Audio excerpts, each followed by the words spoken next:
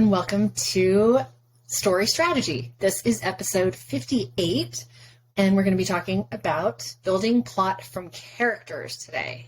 How are you, Dawn? I am good. How are you? I am good. I am crazy. But that's not new. That just makes it Tuesday in our world, you know? Exactly. So let's see. Last week we talked about building stories from plot first. And this week we're going to look at what to do if you have your characters, but you're not exactly sure what's going to happen next. Yes. And this is something I think we see a lot of. And we talked last week that they're not mutually exclusive. Generally, you have your characters and then you'll have some idea of what you want them to do, or you really have some idea of what you want them to do, but you still have a little bit of an idea of a character you have in mind. So this week we're shifting on focusing, you have your characters, you know everything about them, and we're going to talk about how you're going to find out everything about them, and then how do you figure out what to make them do from there? And this is sort of the Delancey Nancy problem, because I almost always start with characters, and I usually know a whole lot more about these characters than I do about how to put them into a story where they're doing stuff. And I never know what the stuff should be. So that's kind of what we're going to talk about today, right? Well, and when I was writing, I had the opposite problem of I would have a lot of stuff for them to do, but then I had to figure out who was going to do it and why were they going to do it and what makes this character fit that story. So yes, today we're going to talk about creating the characters and then figuring out what they're going to do. Well, and it's so funny because when we, like when you and I talk about one of my books, I always feel so overwhelmed and scared. Like, I don't know how to do this. And then when I coach somebody, it's so much fun. This is my favorite thing, for someone to come with like, well, I know he has to be a cowboy and I know that she needs to be a nurse and that's all I know. Like, what's better than that? I'm like, okay.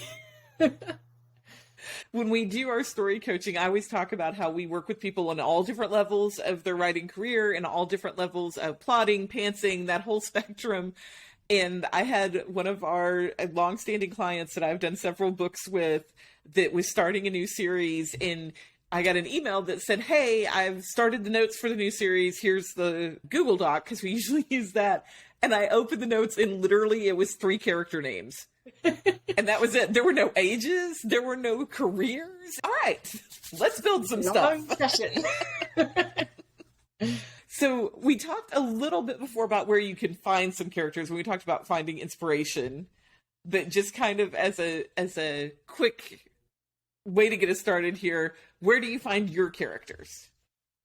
My characters are almost always kind of a combination of traits, either of people I've met or know, and then I add in like something that I found really interesting in a TV show or a book I read, or I never take somebody, wholesale from something else. It's never a person that would recognize themselves, but I might, like, I think in this last book I was writing, there was a bit of my dad, because I was thinking a lot about my dad because he just died. And so, it's been a time when my whole family's been sort of working through a lot of the way he was and the way he was when he was closer to dying and how he changed and that kind of stuff. So I think I pull from my life experience and then I supplement it with pop culture.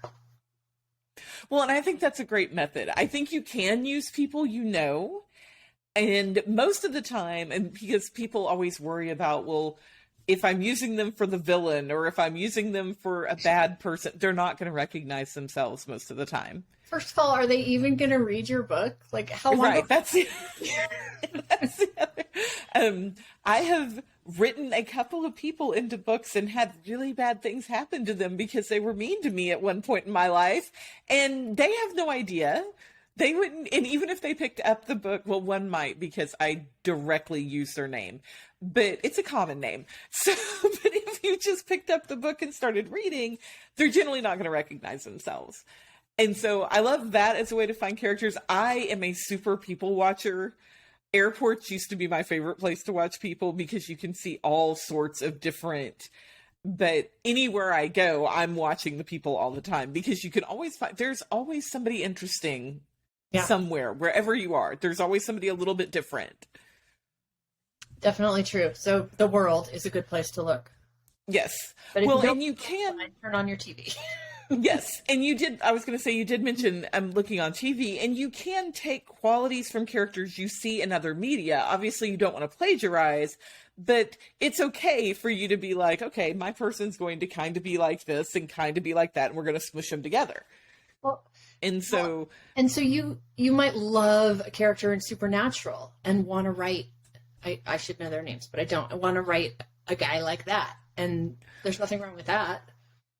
Well, and it's okay to, as long as you don't say, like, this is, I should know their names too. I've never watched Supernatural, but this is this person and this is that person.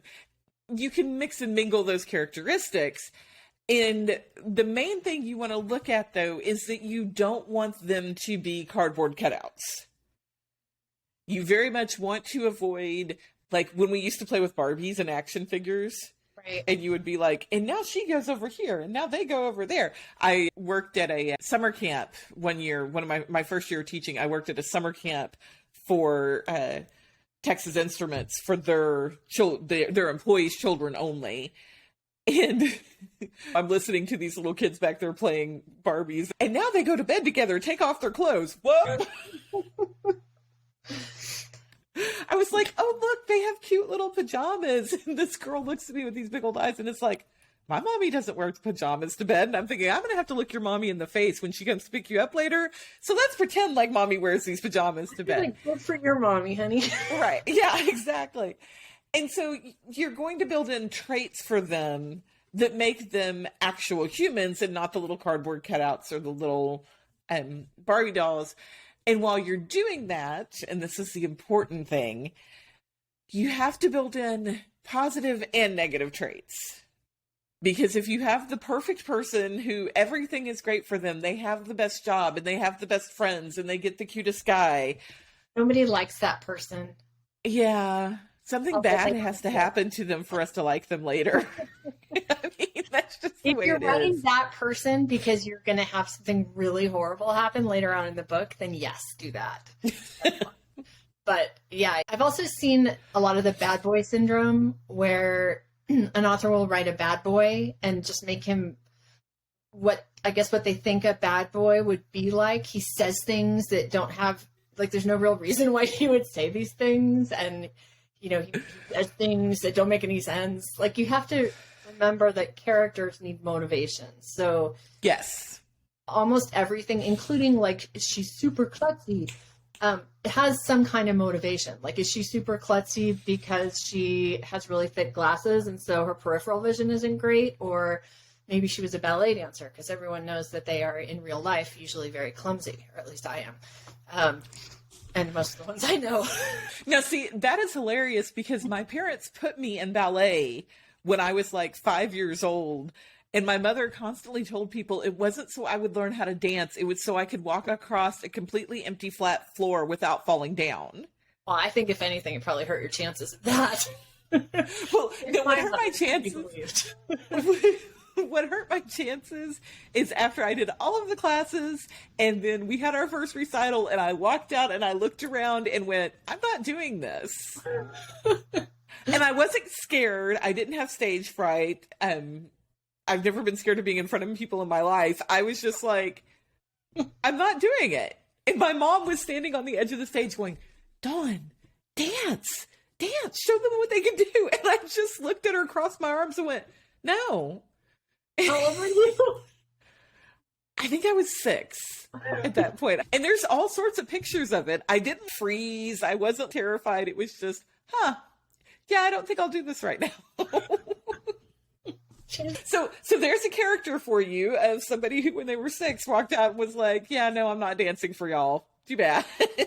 Things that you have to think of. That's what makes a character believable. Because having a cute little, grown-up Dawn who danced as a child, great. I mean, okay, so did almost every other woman I know. Right, yes, everybody was in it. Yeah, so that story is what makes Dawn, instead of just a cardboard cutout of another woman of a certain age that took dancing lessons. Right. Well, and that's what's so important. And my clients always joke about that my big comment is thoughts, emotions, and feelings. Yes. And for those of you who I'm like that now. Every time I go to your edits, I'm like, and he'll walk in and go thoughts, emotions, feelings. I'm like, yes. Yes. And for those of you who are just listening to us, Nancy just flat out rolled her eyes at me right there, just because you didn't get to see it. But the reason for that is that builds the character. If you walked into my house right now and looked at me and was like, hey, do you want to go snowboarding? I'm going to have different thoughts, emotions, and feelings as somebody who lives in Texas and absolutely hates wet, white stuff. I'm going to have really different feelings about that than you would, because you love snowboarding. Well, I don't know if you love snowboarding, but you love snow and skiing and... Yes. So feelings, thoughts, and emotions are important. You do not have to pepper them in every single paragraph of your memoir. No, you do not. No. But so those are the types of things. And I know someone is thinking, like, do I have to create all of these little scenarios now? And like, when I create my character, do I have to write down 30 like funny freeze in the middle of the stage during recital type events? And plotters might. I mean, I know people who fill out crazy character sheets that are pages and pages long. So I would imagine there's some of that in there. For me, that's the most fun part of writing, is starting to get to know the characters and the setting and finding the quirky stuff. Like, it'll just kind of come up, and I'll find out that one of my characters climbed onto her father's lap in the middle of a piano recital, and he forced her to go back up and finish the piece, and she cried through the whole thing. That's my story. But I shouldn't have come out into the audience and crawled into his lap. It broke the fourth wall a little bit. But that's the kind of thing that I like to discover as I write. So I think that depends on what kind of writer you are and what your process is. Well, and I love that part of working with our clients, and they hit that moment where you're like, okay, but why are they like this? You know, you have somebody who, okay, as long as we're getting into Dawn's childhood things, I absolutely hate mushy food. Like, I hate mashed potatoes, I hate peas, I hate mushy food. And so that's something that has come up more than once in my life. You know, hey, I want you to meet my parents. My mom's making shepherd pie for dinner, which has a layer of mashed potatoes on it, and I have to process whether or not I'm going to be able to consume that without getting sick at the table. Why am I like that? What caused that? Why are you like that? I am like that because when I was 10, I sat at a table for 3 hours because I refused to take 3 bites out of mashed potatoes.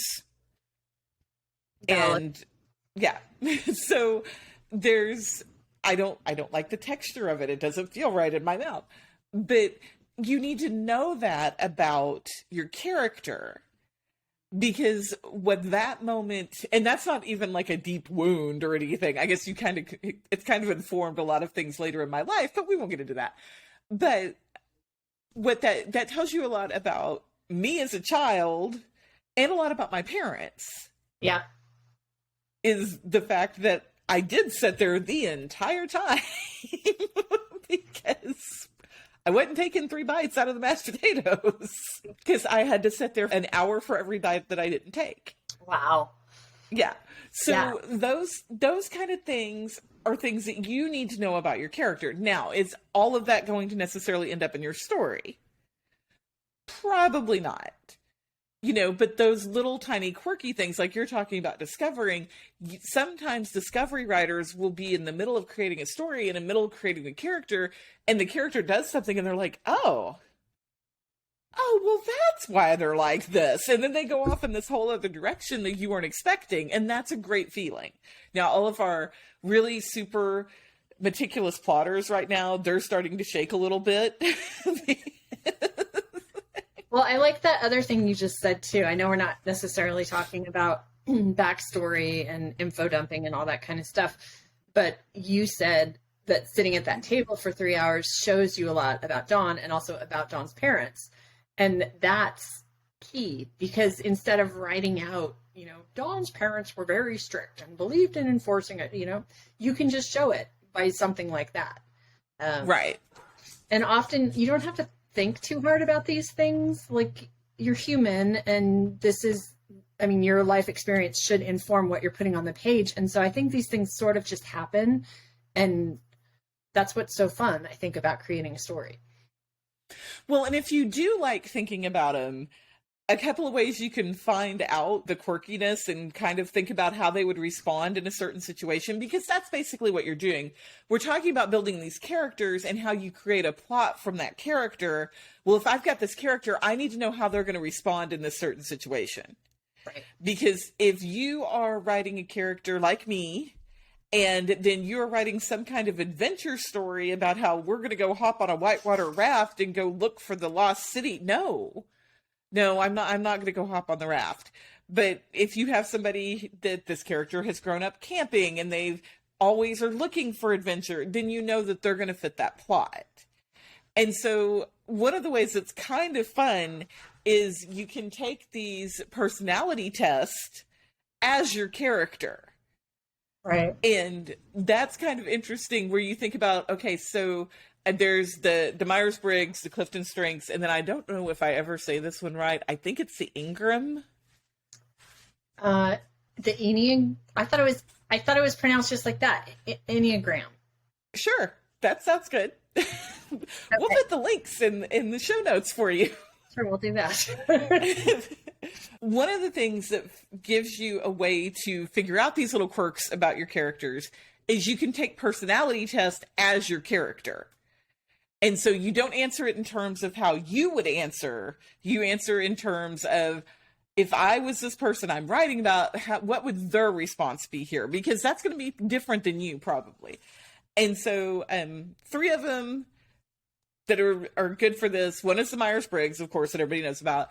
And then the Clifton Strengths, if you can figure out what their top 5 strengths are and then kind of dig into that as to how they're going to respond.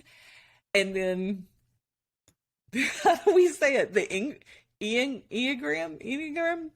Enneagram? Sure. What I really like about this particular one is it will show you, if you take it for your heroine, for example, and it gives you that you're a number 6 or whatever, because they're numbers. And then you take it as the hero and it gives you that the hero's a number 2. On their website, they have how those two will interact.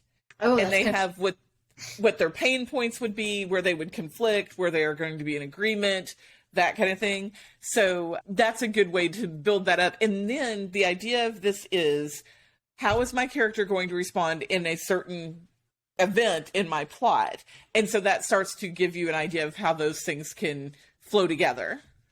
Right. Well, and then there's other things that influence how they respond. Some of it we talked about in terms of backstory, but your character is going to have a wound also, because if we're talking about romance, if we're not talking about romance, they still have wounds.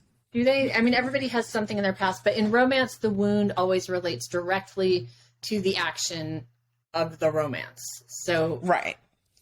In mystery or suspense, like, how's that? In mysterious suspense and thrillers, usually the wound has something to do with the crime or their confidence in their ability to solve the crime. That makes sense. So if you have a detective in your mystery who's trying to solve the case of a missing child, at some point they've lost a child, or they weren't able to protect a child in some manner. And so a lot of times those two things are intertwined. Okay. And the wound and the misbelief in romance are often either the same thing or just dramatically connected. But so the wound could be everybody always leaves me, or the misbelief, the wound could be my father left me when I was a child. The misbelief could be everybody always leaves. The wound is usually one event. And so if we want to go back to my mashed potato incident, that one event could be my wound of, I don't like mushy food because this one night happened. And the misbelief that came from that, which is not a misbelief, but we're pretending, the misbelief that came from that is I don't like any mushy food. No, your misbelief that mushy food is gross. It's gross, yes, exactly.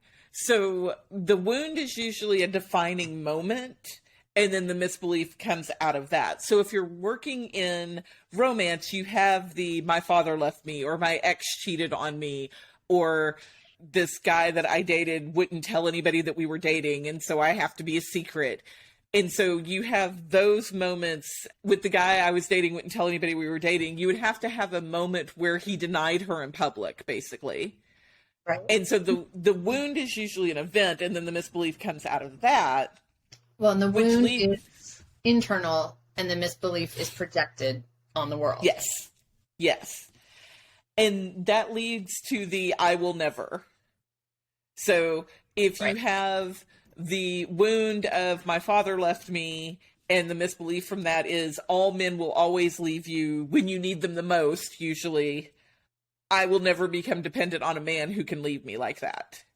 And thus you have a plot point. There must be a man, and there must be a perception that the man is leaving the heroine for, and it could be a misperception, but at some point he goes somewhere and she assumes that he has left. And that way the wound can be like, yes. Okay. You want to poke those. You want to poke those wounds. So if you're writing in something other than romance, like if you were looking at a thriller and say you have a damsel in distress of a woman who has escaped an abusive relationship and is hiding and somebody has to protect her, your hero's wound might be that his sister was in an abusive relationship and he got her out, but then she went back and the guy killed her. And so his wound would be that he got her out, but she went back. And then his misbelief is that he can't protect anybody, or if he does, they're always going to go back. And then his I will never would be, I will never become involved with a woman who's coming out of that kind of relationship. And of course, then they have to become involved and they have to solve, who's stalking her and all that kind of stuff. Okay, so then we create some side characters to go with the main characters, right? But once we have all of these characters, how do we then build a story? So we've got a little bit, we kind of know like the bad thing that's going to happen, at least in theoretical terms, but how do you get it into a concrete, okay, he's going to go to the grocery store type thing that you can actually write? Because I can't write, well, okay, so someone has to leave him. Like, that's not a story.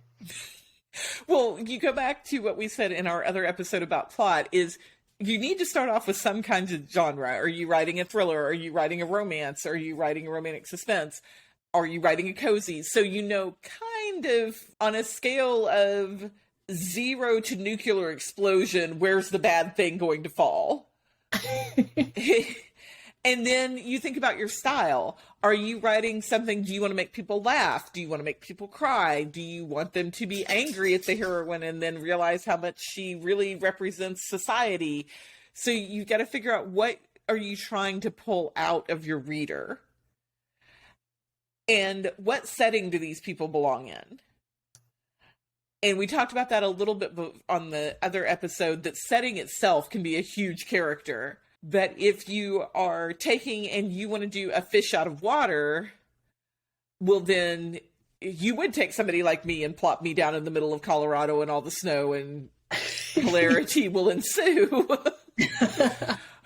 Or do you want a small town, or do you want a big city? And so you figure out a little bit of that. And if you already have an idea of your plot, because I like to go back to thrillers, somebody being stalked in a small town is going to have a completely different set of events than somebody being stalked in a huge city. Right. And the idea of the romance is going to be completely different because you have different activities they can go do. You have different expectations. In a great big city, nobody cares if these two are dating. Right. But if this is the son of the Baptist preacher and the daughter of the Methodist preacher, and those two churches are fighting all the time, which I don't think they do, I'm just completely making this up, people in a small town would care. That would be gossip. Right. Do you know what this reminds me of? When you were in like high school biology, do you remember, I think they were called classification keys, where you would look at something and it would be like, well, does it have 4 legs or 2 legs? And you would say 4. And then you'd go this way. Okay. Does it have, and you would keep classifying it based on choices until it got to a place where it's like, oh, well, it has to be a frog. A stupid example, but I feel like this is kind of like that. Like, okay, is it a romance, a suspense, or a, you know, and you pick that, and then that limits your choices, and you go to the next place. Like, okay, small town, big city, desert island, pick your thing, and then you can only go certain directions from there. So I don't know why that little image in my head just made me totally happy, and I had to tell you all about it, but... No, that's a great image, because if you're creating this character and you're thinking to yourself, I have this character, and let's say this character is a gymnastics coach, and her wound is that she was bound for the Olympics and she broke her big toe the night before and couldn't compete, and she broke her big toe because somebody sabotaged her and she fell down. I don't know. But if I have this character who's a gymnastics coach and I'm like, I want my gymnastics coach to fall in love with a rodeo clown. Okay, well, there's only so many situations where a gymnastics coach and a rodeo clown are going to run into each other. Yeah. They're not necessarily going to be at a high-class bar in New York, you know, but they could be, because maybe they have friends and they are hanging out and visiting or whatever. So that's exactly what you were just talking about doing, is if you start off with these characters and then you start thinking about, okay, how am I going to get them together? And when we do story coaching and when we're talking about romance, that's always one of the first questions I ask them. Okay, how did they meet? Mm-hmm. And then what makes them have to stay together? Like what's forcing them into interaction? And then we kind of go from there. Right. And so when you're looking at your backstory to set up the situation, you look at their backstory. Now, for all of our really new writers, not all of the backstory you come up with is going to make it on the page. And I promise you, less than what you're thinking needs to be in that first chapter. Yeah. Because almost none in the first chapter, please. Yeah. Very, very little hints. Drop some little breadcrumbs, and then you have time for reflection later. But when you look at their backstory, you think about what could cause the most turmoil in this person's life. And so if I have a character who is a mother of 5, she's living on a farm somewhere, and she finds out that she has to take custody of her best friend's baby because something happened and now she has to take custody of her best friend's baby. That's not going to cause a whole lot of turmoil in her life. She already has 5. She won't even notice. Because at that point you're like, oh, okay, there's more here. But okay. yeah, it's good. But if you have a single 27-year-old, high-powered, working 80 hours a week, and who's never planned to have kids, doesn't even own a houseplant because the last 3 of them died from neglect, and now suddenly she has to take custody of her best friend's 2-year-old, that's going to cause serious turmoil in their life. And if you want to write that one, you can just go watch that movie. I think it was Diane Keaton. What was it, where she moves out to the country because she was a high-powered exec, and she ended up having to take a baby, and then she started making country baby food and built a conglomerate. And anyway, I know exactly what you're talking about. I don't remember the name of it, but I know what you're talking about.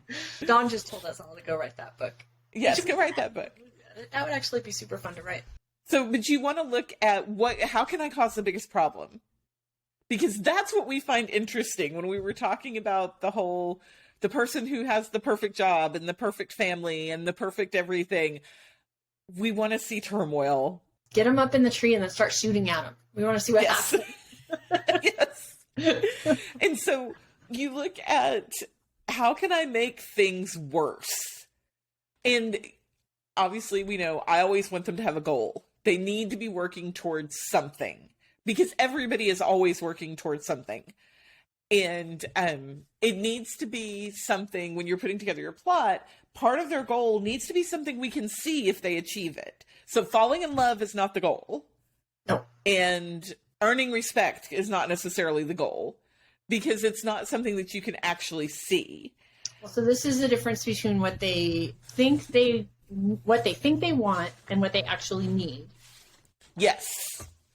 Except neither one of those has to be specifically tangible. But usually what they think they need or what they think they want is something that is tangible. Like a job promotion, or to have 14 children, or to adopt a new cat, or whatever, like the thing. And that's what they're focused on. But what they really need is the internal thing that is not necessarily tangible, but is the thing that will actually bring the happiness. Right. And an example of this would be, and this is going to sound kind of crazy, my husband and I watched one of the G.I. Joe movies over the weekend. In, I think it's Rise of Cobra, I don't remember, but there's a part in it where one of the female characters kind of gives her backstory, and she talks about how she came from 3 generations of military. Her dad wanted a boy and he got her instead, and very much dismissed her completely all the time. And so she talks about how she joined the military and spent 7 years working hard enough that he would eventually have to salute her. And so her tangible goal was to have her father stand in front of her and salute her. And that's something that you could check off. Did this ever happen or did it not? Right. And then you find out that her father passed away before he had a chance. She had a chance for that to happen. And at the very, very end, at this ceremony, the guy that she was telling that to walks up and salutes her. And he says, "I served with your father. He would be very proud of you." Well, that's good. And that's what she really needed, was for and that's what she needed. Right. Yeah. It wasn't to actually see him salute her. It was to know that he was proud of her. And so I think that's a good example of, they need to have something outside that you could say, yes, they did this, or no, they didn't. And then you see exactly how bad you can mess that up, and how many obstacles you can make them climb over to get to that. And normally when they get to it, you find out it isn't as great as they thought it was going to be. Right. Or they might not even get there. Right. Because the goals can change. Mm-hmm. And so whenever you talk about how can you complicate it and what's the worst thing that could happen, that's when you always poke the wound. So if you have, in a romance, if you have somebody that, oh, my ex cheated on me, and so I don't believe that anybody could ever be faithful, then generally there's a hint of the fact whoever they're with might not be being faithful. Right. That's when your brain has to go to the Indiana Jones Temple of Doom, or I guess it's Raiders of the Lost Ark with the snakes. Yes. Yes. It's always snakes. It's always whatever. Yeah, whatever that fear is, it's always snakes. Yes. And then of course you have to make them, as Indy always does, he always sucks it up and climbs through the snakes. Yes. I miss Indiana Jones. I know, right? But you have to make the character do that too. So right. If you have a character, yes, if you have a character who is afraid of public speaking, because when they got up in their 3rd grade spelling bee, they misspelled a word and then threw up on the teacher's shoes, then there's going to have to be a moment where they're going to have to get up and speak in front of somebody. Well, and I think this is the important thing about starting from character.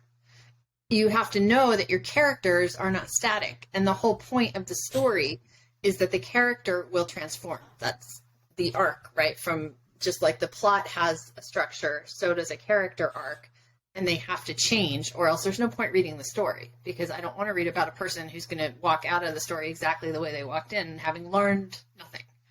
Yes. Well, and we also talk about with the characters that, because we deal in romance and some of the other genres, we always think of it as a positive character arc, that they start off one place and they end up where they really need to be. Villains are going to have a character arc too. And so sometimes, yeah, they end up worse than where they were, but they're still not the same. And that's the important part. Right.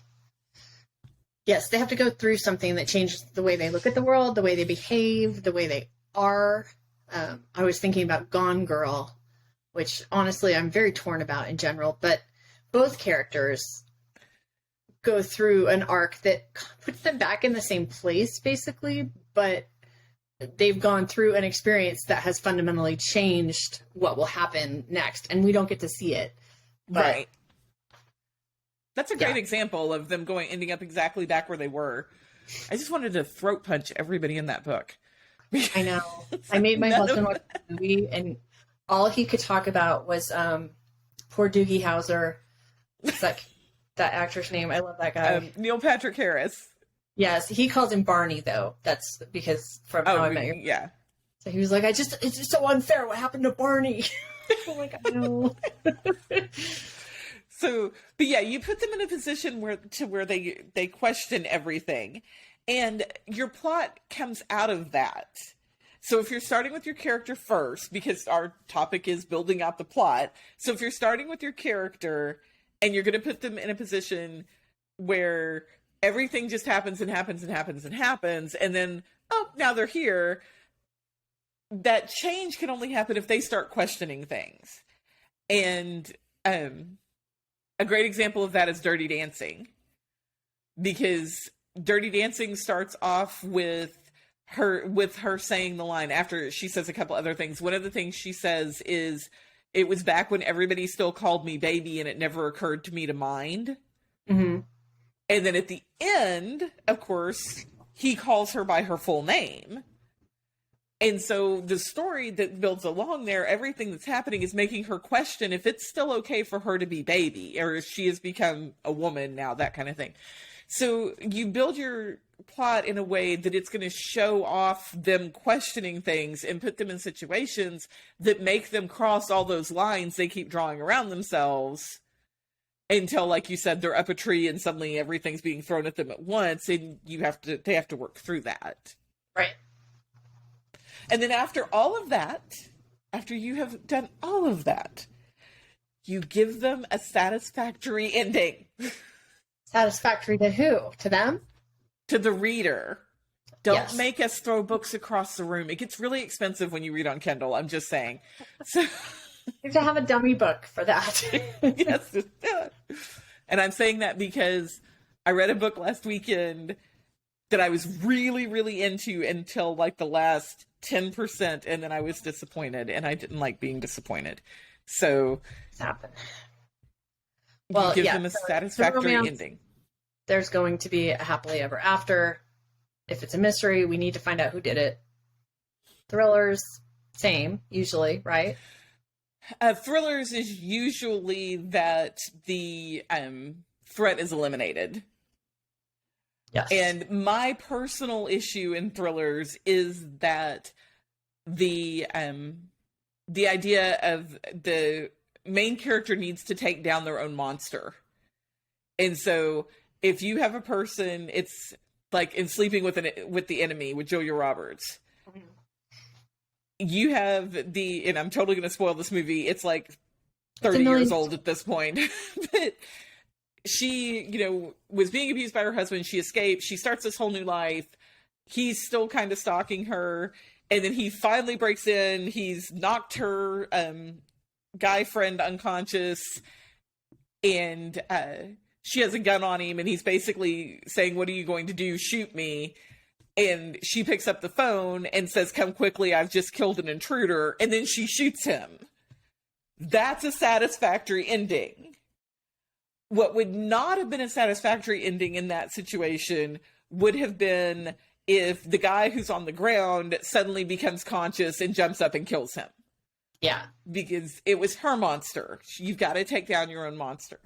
And if you write romance, be careful about saving the female. Yes. In romantic suspense, she can get help, but if you just have the white knight right in at the end on his horse, he needs to have a way to facilitate her taking down her own monster, I guess we should say. That's a good point. All right. Well, I think we've pretty much run through that one. Let's see, we have a few resources listed. All of the thesauruses, which are always great for everything. Yes, by Angela Ackerman and Becca Puglisi. Those, not just any thesaurus, that's a hard word. Regular thesauruses are nice too, but Yes. the specific for writers, the emotion thesaurus, Yes. They have the emotions thesaurus. I'm not even going to try to say that again. They have one on emotions. They have positive character traits, negative character traits, emotional wounds, and then they just came out conflicts. Yeah, all of those are fabulous for building out those characters and then figuring out how they would react in certain situations. Yeah. There's a million archetype books. You have Tammy Howden listed. I have, this is actually very cool for my day job because I do branding. It's this huge book of archetypes. But what I love about it is that in the back are cards that you can actually like punch out. And then they've got all the traits and like weaknesses and strengths. And it's really cool. But there's so much connection between brand building and building story because brands have archetypes just like characters do. And so it's fascinating. I love looking at that kind of stuff. But anyway, that's a great resource too. And then you have Romancing the Beat, which we mention every other episode at least. Yes. Well, and the thing about Romancing the Beat is it sets up for you how your characters should respond at each plot point. It doesn't tell you what that plot point should be, but it tells you, this character is going to have an inkling of doubt here, or this character is going to decide they're all in here. And so it can give you a little bit of a roadmap through those character responses, and you can build your plot around that. Yes, totally. Well, and I think that's it for us, unless you have any closing points on character. So on the next shows, we're planning to do some live coaching. So look on the Facebook page for a form. If you're interested in signing up for that, we'll probably do 2 or 3 an episode. And we haven't quite figured out the structure just yet. But if you are working through a plot problem, or you've got a character that you're struggling with, or any kind of story issue that you would like to just chat through and brainstorm, we're going to do some of that live. So sign up and we will get you the details. And then find us in all the places. Come hang out in the Story Strategy Saloon with us, or find us on Instagram or on Facebook. Very good. Or watch any of our previous episodes on YouTube. Yes. And don't forget to subscribe in all the places where you listen to podcasts. And we will see you next time on Story Strategy. You can find story writing tips, tricks, coaching, and courses at our site, www.evidentinc.com. Get live feedback in our writing community at Facebook at facebook.com/evidentinc. And find past episodes of Story Strategy at our YouTube channel. Story powers the world, and we can't wait to help you tell yours.